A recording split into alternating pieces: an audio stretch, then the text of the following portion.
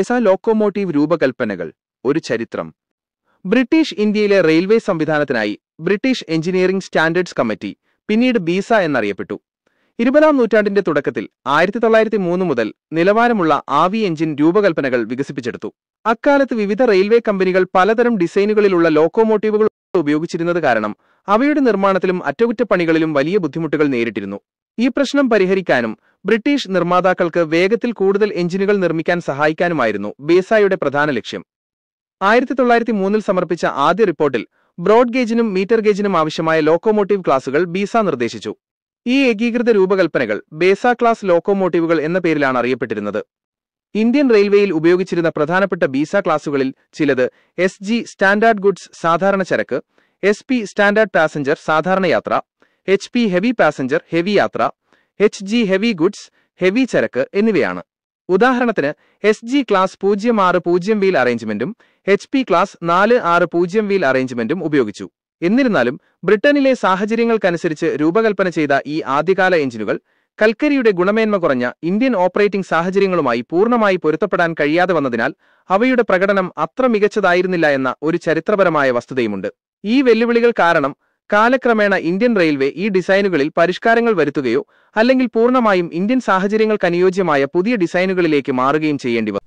ബീസ, British engineering standards association അല്ലെങ്കിൽ അതിന്റെ മുൻ രൂപമായ BESC, British engineering standards committee എന്നിവ രൂപകൽപ്പന ചെയ്ത ഈ ഡിസൈനുകൾ 20-ാം നൂറ്റാണ്ടിന്റെ തുടക്കത്തിൽ ബ്രിട്ടീഷ് ഇന്ത്യയിലെ റെയിൽവേ ശൃംഖലയിൽ നിലവിലുണ്ടായിരുന്ന സ്റ്റീം ലോക്കോമോട്ടീവുകളുടെ ആവി എഞ്ചിനുകളുടെ വൈവിധ്യവും അവ്യവസ്ഥിതത്വവും പരിഹരിക്കാൻ ലക്ഷ്യമിട്ടുള്ളതായിരുന്നു.